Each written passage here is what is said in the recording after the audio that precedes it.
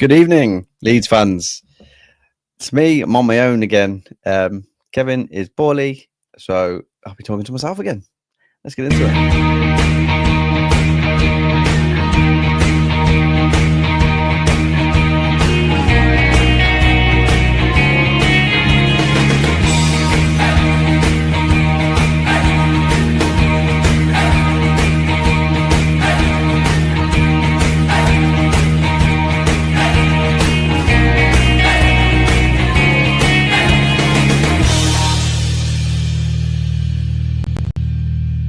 Let's go.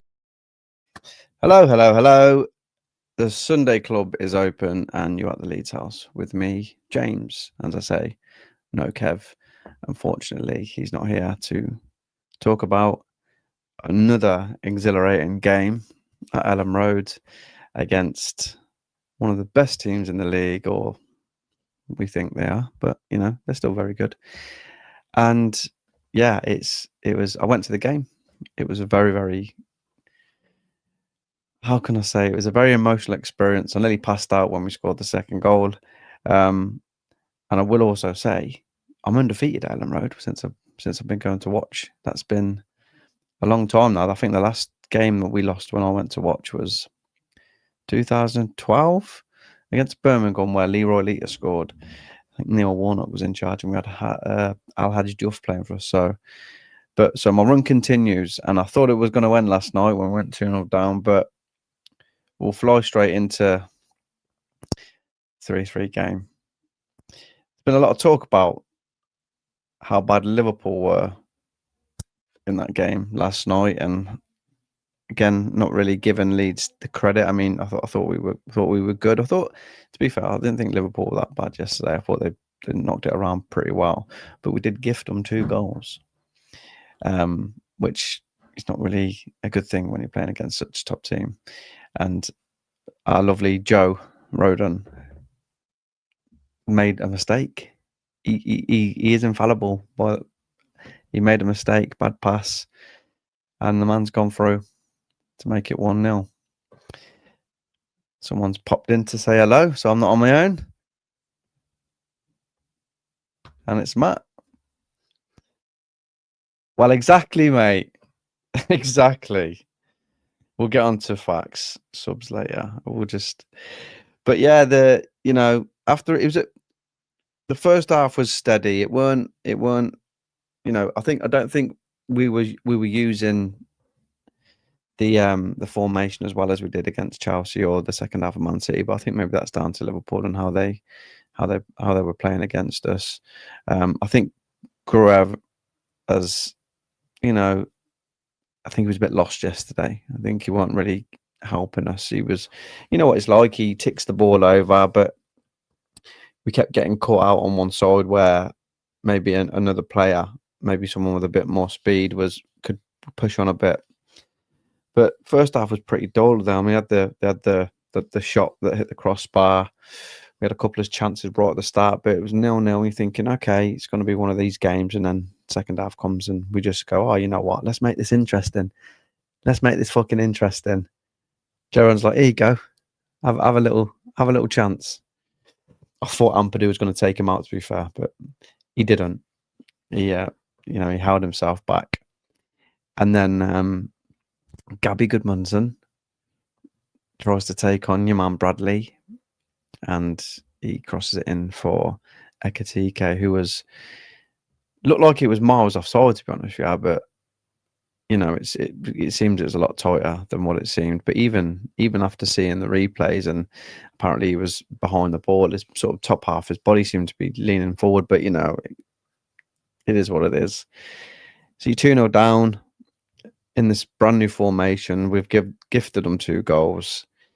And I was saying to the lad I was with last night, I was like, if things really hit the fan, I mean, who have we got to come on to really change this game? Because looking at the bench, like in forms of attacking players, we had Nonto, obviously, Aronson, Tanaka, and fucking changed the game. They absolutely changed the game. Again, Farkes for all his faults in previous seasons and not being able to have a plan and change it. And that's a couple in a few games now where he's managed to do that. Bringing on Nonto, he obviously wins us the penalty. I shit myself when Dominic Calvert-Lewin was about to take it because I thought, oh my God, please. But he bangs it in. And then a nice little interplay between Tanaka, Nonto, not Tanaka, sorry, Aronson, Nonto, nice little interplay. Aronson, he gets the ball in that position. And we're all questioning a little bit because his final product's a little bit off, and we're all like, oh, what's he going to do? What's he going to do? And he finds a nice little ball into Stack, who just slaps it in, makes it 2-2. At this point, everyone's going mental. I'm screaming my head off. I nearly pass out. 2-2. And you're thinking, maybe this is it. Maybe we go on to win this game. But to be fair, Liverpool's third goal was it was well worked, but there was that little bit of space that players seem to always find between our midfielders and defence. There's a little gap of space, and they all seem to find it. And usually we sort of let it be, and we can always get back in shape. But I think Tanaka's a little bit too forward, and or Aronson, whoever it is, he's on his own in the middle of that park, and it's a ball that's played, and the dummy by McAllister's class, to be honest with you. It's a class dummy. It really sells a lot of people. And Szoboszlai puts it in to make it 3-2. And then you think, will that knock the stuffing out of you? Because, you're coming in 2-0 down, you get it back to 2-2, and then Liverpool go down the end and score. Let's see what if 70 Kelly. All the Farkes haters are hiding again until the next loss, saying it's tactically inept. Yeah. Well, he changed it from 3-4-2. He did do that, mate. He changed it again. He reverted back when he took Ampadu off, and he changed his formation, and it worked again. So fair play to him. But yeah, so you're going in 3-2. You're looking for that chance. You're looking for another chance, and we all thought there was going to be another chance, and it falls to our Japanese samurai, who just slaps it. And to be fair, if he didn't score, I think we got a penalty, because I think Gavin Birch tried to scoop it out of his arm, not purposefully, but 3-3. Yeah, so another amazing game against a really good team. Liverpool weren't shit yesterday, as much as their fans are slating them. Defensively, they're a little bit, suspect at times, but they weren't shit throughout the game. It was a hard game for us. And when we went 2-0 down straight after the half time, I really felt my record was going to be broken, and I thought it was, we're looking at a loss here, but never lose hope. And again, it was a fantastic fucking game after the other two as well. So we take a point from it. Really take a point from it. I want to come on to this, man. 3 goals in 3 games. That's 4 for the season. Now everyone's complaining about this man's ability to score. And to be fair, his goals have been a bit lucky. The one against Man City where he plays a 1-2 with a defender. Chelsea, where it would have been harder to miss. And then yesterday's a penalty. I did panic on the penalty, but I'm a big believer in momentum. And if you're a forward and you're scoring goals, now he's scored a couple at Ellen Road and he's got the buzz. Momentum's big in this. And now we've got a run of fixtures that aren't going to be as intense, or I'm not saying that's like the teams that are playing aren't going to be tough. They will be tough, but not as intense, not as like as hard as these games. I don't think. Fingers crossed. You know what we're like. So maybe he can keep notching. Maybe he can just get his tallies up, get his goals up. Same with Mecha if he's injured. Same with Mecha as well. He's got a few now. He's on 4, and then our man Tanaka as well, 2 and 2. We're screaming for goals from midfield, and now he's a rasper against Chelsea. He's come on against Liverpool and saved us a point. we're starting to score a few goals now. That's what, 8 goals against Man City, Chelsea, Liverpool. Is that 8 goals? Yeah, 8 goals in 3 games against it for a team that we've got no goal scorers. We haven't got the ability to score goals, and we struggle to score. That's not bad, mate. That's not bad. I'm saying mate like I'm talking to one person, but probably there's about 3 people watching. For some reason, one of their players was wearing a black kit. I know. He was really reluctantly giving us that penalty as well, weren't he? He was shocking. He was bad. I mean, we get it every week. I mean, to be fair, I think the referee for the Chelsea game weren't bad. I thought he was pretty good actually. But yeah, he was bad. He was the first half. Some of the tackles, it looked like we were making some good tackles and we were winning the ball, and he just kept calling everything for him. It weren't. Yeah, and the fans let him know that as well, that he was a Liverpool fan in disguise. The next thing I want to talk about, and I've been a big admirer of this player, but there's something that I need to address, because there's just been a few little things now, a few little incidences, and some of them is unfortunate, I know, but this man, as good as he's been, and I think he's still a really good player, and he gets up and he mows, and he's actually quite good at defending, but we have conceded a few goals now at the expense of our man Goodmanson. There was the own goal that he scored, which again, that's unfortunate. It's just out of the blue. 2 of his slips have resulted in a goal. The one against Spurs, the slip against Villa, which led to the free kick, which was scored. I mean, Perry should have saved it. Chelsea, I think he's not picking up Neto at the back. And then yesterday with Conor Bradley trying to knock it round him. And there has been this left-sided problem that we've had. And again, he has been good defensively as well. So he's won a lot of duels, and he seems to get back quite a lot. But a lot of our goals are coming through this man, and I'm hoping it's not a pattern. I'm hoping it's not this thing that continues for the rest of the season, because he is such a good player. But it hasn't been unnoticed, some of the goals coming from this man's side. So I'm hoping it turns around. I'm hoping that he shores that up a little bit, because I think a lot of Leeds fans will start getting on his back a little bit, despite how good he is.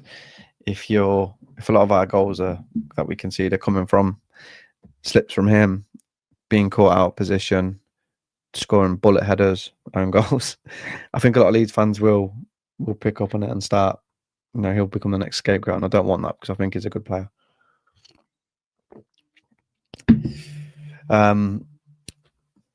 What we got here? Yes, War Piglet. Oi, Leeds. Thank you very much, mate. Nice to have you. And the next thing I'm going to bring up here, because this man's been questioned as well, because he's not really had a lot to do, apart from maybe pick some balls out of his net. And up until yesterday, he hasn't really been tested as a goalkeeper in terms of just making saves. So yeah, and then he's pulled off a couple of really good saves yesterday. Really good saves. One that was flying in the top corner, and I think he needed to do that. I know it sounds mad to say, because you don't want people shooting against you, but I think a few Leeds fans needed to see it as well, because we know he's got a bit of a hammer fist, and he can launch it up the field, punches and throws. His kicking's improved. His distribution's improved after being really wobbly when he first come in. I think he was injured, but it was what he was brought in for, was his goalkeeping ability. And there was again a few question marks over, can he actually save anything? And he did. He pulled off a couple of really good saves yesterday. So More of that, please, Perry. More of that, please. I mean, maybe in the next few games we won't need you as much if we're, but that's, I'm not jinxing us here. What else we got here? So I just want to touch on the last four fixtures. I'll include the Villa game as well because they beat Arsenal yesterday. They're well up there. I think everybody going after, especially after the Forest game, you lose to Brighton very emphatically, very like we didn't have any sort of didn't have anything in that game, and we go to Forest and sort of score first, and then just continue and proceed to do the same thing against Brighton and not offer anything. Danzim, what do we need in January going forward? Can this team survive the onslaught of the Prem? We'll get to that in a minute, mate. So the last four games, yeah, we go into Villa, and I think even the most optimistic fan, not me, excluding me, because I tend to look at overalls. I'm not very reactionary, but even the most optimistic Leeds fans were probably thinking the writing's on the wall for Farkes in these next four games, because I can't see us really getting a lot out of it. And even if you include the Villa game, which I don't think we should have lost, we'll take the first half of the Man City game out because I think it was just it was almost like a training game. Second half, where he changed his formation, really stuck it on him. We actually won that half 2-1. We go to Chelsea, 3-1, beat them quite well as well. And then we go into the champions, as we kept being reminded yesterday that they're the champions.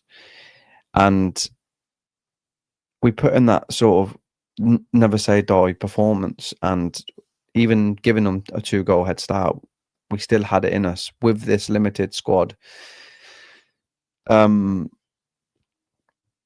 get back into the game and really sort of put us on the map. And I was saying on Wednesday about, is this the turning point for us this season? And I think the whole four games could be. I think there was this, not so much that we were arrogant or we were just sort of being sort of very lethargic and just, we're playing well and I think the results will turn. There needed to be a sort of change. There needed to be something to make that change happen. And maybe the pressure on Farkes was that change, because it really, I mean, it's been on him for a lot of Leeds fans, but especially before these last four games where it was, becoming a thing where, he's gonna go. So we made changes, and it's working. It's working. And I said yesterday at half time, because the way we sort of set up, and we needed that, we almost needed an extra something in there to sort of put a bit more pressure on the Liverpool defence at times, because we weren't doing it as well as we were against Chelsea or Man City. And I said to the lad I was with, I was like, you know who this needs? You know what this game needs? And this game needs an Aronson. It needs somebody that's going to put a bit of pressure on. And he made the changes. Brought Aronson on and brought Nonto on. And I thought they were both really good when they come on. So he's showing that he can adapt a little bit. And now he's got a couple of different plans going forward. The 3-5-2 or the 5-3-2, however you want to say it. I think it's like more depending on whether you're defending or attacking, how that sort of looks.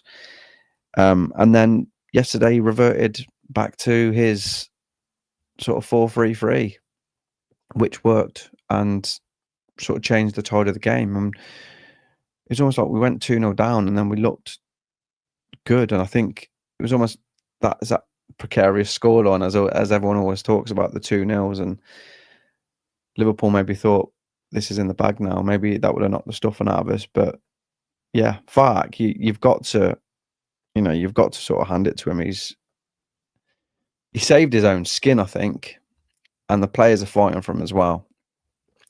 Really, really good. Get your comments in. What did you think about the game yesterday? What do you think about Farkes?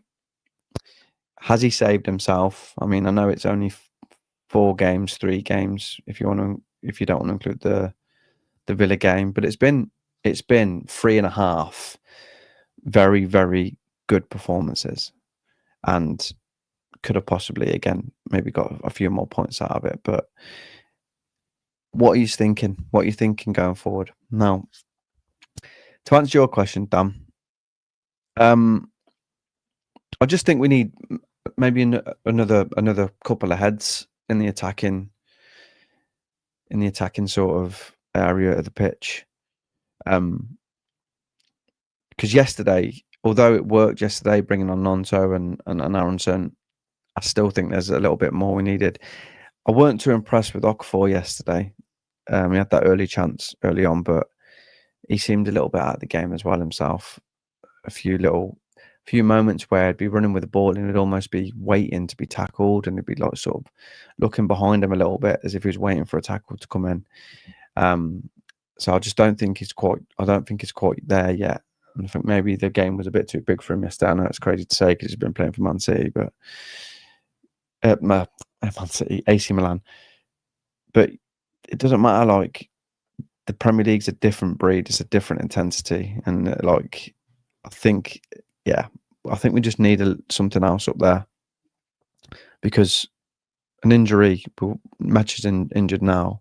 We get an injury to DCL, which is a possibility because his injury record's not great, and we will be in the shit. So getting a couple of, maybe another attacker, maybe another attacking midfielder, a bit of a creative sort of spark up there for January. But does it mean players going out? I don't know. We'll see. That's what I'm thinking we're needing. Farkes will always be under pressure until he gets a few moments.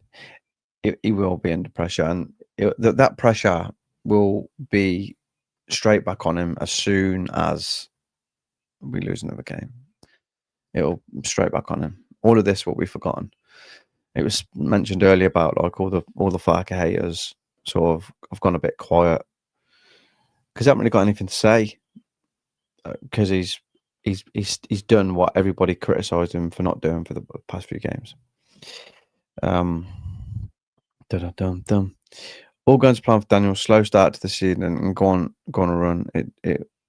It's what he does. Yeah, I mean, you're right. You're right in the sense for the past two seasons in the champ, we started pretty not shit, but we weren't at our best, and it took us a little bit of time to get up to scratch. And I'll mention this at the start, like being in a harder league, playing against better teams, having a whole host of new players coming in. It might be that it takes a little bit longer to still get his perfect 11 out there and his perfect formation. But I don't even think it's been a case where we started badly. Like I said, I think there's been a lot of games this season where we've just not got what we've deserved, and now I think there's a bit more emphasis on that, and we're going for it a bit more, and albeit against the better teams in the league. It's and you can, to be fair, you can always get up for the big games as players. You can see it. Like there's always the ability to get up for a Man City. There's always the ability to get up for a Chelsea and a Liverpool. It's next week when we go to Brentford. Can we do that? Can we get up for that game? I'm hoping we can. I've got belief that we can. I'm hoping that we play as well as we have done in these last 2.5 games, and we just smash the shit out of them. But that's not how football works. I know that. I'm not stupid. But if we can get up for it, we've got a week now to get players back in, get Mecha back in, because I think Mecha and DCL up top is the way to go if they're both fit. I think it's a handful for any defenders, even like the best teams. I think they complement each other quite well.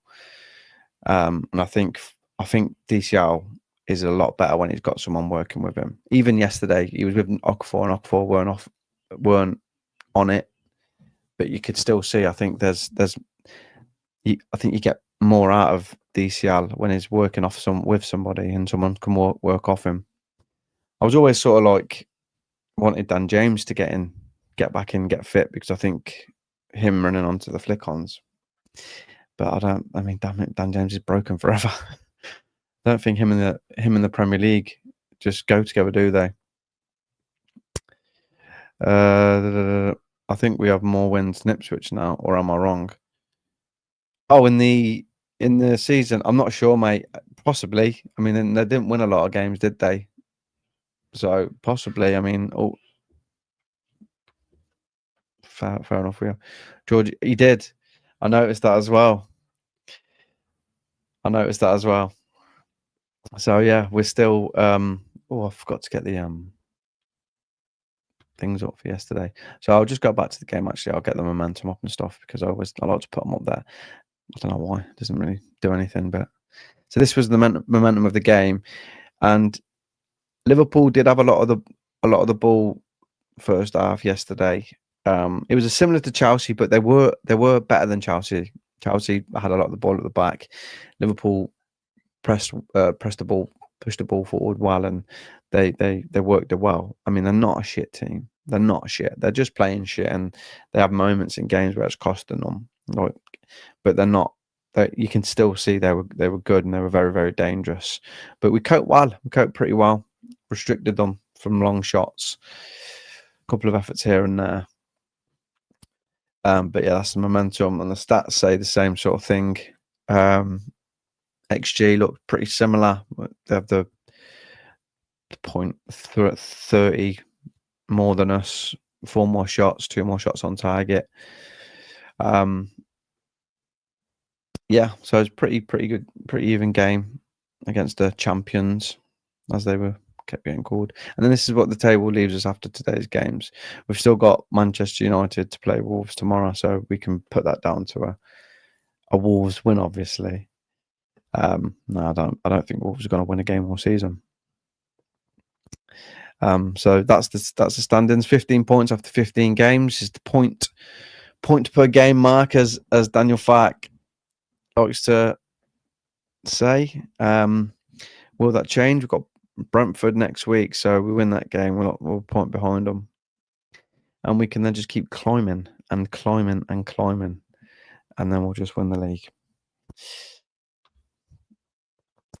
So all we need to do now is just keep up the energy, to keep this sort of momentum going, keep the goal scoring going as well, because that's one thing I've taken from these last 3 games, is the fact that we're scoring goals. And I know there's been a couple of gifts, we'll say, like the Man City one and the Chelsea one, but momentum, I'll keep saying that momentum's huge, and if you start scoring goals, you get into the habit of scoring goals, and that's where I think we need to tighten up again at the back, because we gave a couple of gifts away yesterday. As good as we were against Chelsea and restricted them to a lot, we still gave a goal away. And yesterday there's 2 gifts. We just need to cut that shit out, because there's teams that won't like to fly forward. They'll get a goal and they'll defend for their lives. But an amazing week. How did you feel coming into these 4 games, and how do you feel now? Because, like I said, I think a lot of teams, a lot of fans writ us off as almost, after these games, would be too far gone, would be in the relegation zone, we wouldn't get out of it. I was always confident that we had enough, but I do think we need a few more players in the winter window. Let me know what you think, whether this is going to be the turning point. How did you feel these last 4 games? Are you surprised? Are you shocked? Coming away with, I'm going to count the Man City game as a win. I'm just going to take the second half. I'll forget the first half. I'll forget that bit, because they cheated anyway. They were cheaters. Shouldn't have had the second goal. Shouldn't have scored the last one either. I'll just say that. Phil Foden should have only had 1 goal, the first one, and we should have won 2-1. How did you feel? Because I feel fucking fantastic. I feel fantastic. I know it's a draw yesterday, but what a game. What a game. Let me know.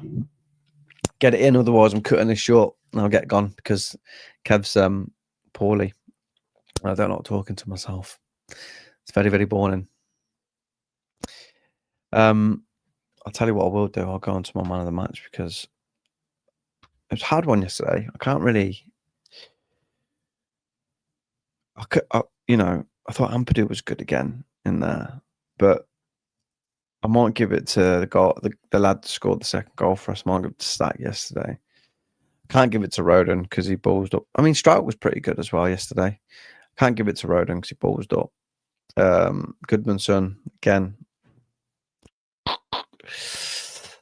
Bogle was not on it yesterday. He was okay, but I think that they targeted him a lot yesterday down the right. I think they thought he could be got at. Gruv, like I said, he weren't terrible, but it was almost like he was lost in there a little bit. He weren't, just like he was a yard off the game. Ampadu's good. Ampadu's is good. He looks comfortable in this league. He looks so assured. I can't fault Ampadu. DCI was good again. Okfor was off it. The three subs that come on, Tanaka was good. Nonto good. Aronson pretty good as well when he come on. Bornell came on. I don't think he touched the ball. And Perot come on as well. But yeah, I'll give it to Stack. I'll give it to Stack for yesterday for his second goal. He was good though. He got an assist as well from the corner. Well, would it class as his assist? It sort of. I'll say it was. I'll just say it was an assist for him. But I'll give it to Stack for my man of the match. Nothing from you guys, no? No. Where's Einar today? I think Einar's. It's a shame. Einar's usually on. I don't know where Einar is. Well, if that's it, if you've got nothing to say, nothing to ask, I think I'll leave it there. I think I'll leave that. Another great game against the top team in the league. It's really changed our season, changed a lot of fans' hopes. Not changed mine. I was confident, but it's, even me sort of thinking, this could be a bit precarious. But boy, what a week can do in football. Yeah, I'll leave it at that. I'll be back next week. Oh, before you go, can you do something for me? Can you like and subscribe if you haven't already? And if you're not watching this live and you're just watching it on the YouTubes, do the same, please. I say it every week, but no one does. Comment, put some comments on, get some questions in, and I'll keep on for the next week, and I'll bring them up. Yes, War Piglet. I'm always positive, mate. I'm always positive. I have to be. Otherwise, I just wouldn't be asked for football. It's my escape, man. And if it was making me as miserable as it seems to make everybody else, I just wouldn't bother. But yeah, like and subscribe if you're not watching it live. Get your comments in. I always like to reply. And I will leave it at that. I'll see you next week when we beat Brentford and go a point behind them and climb up that fucking league. See you in a bit.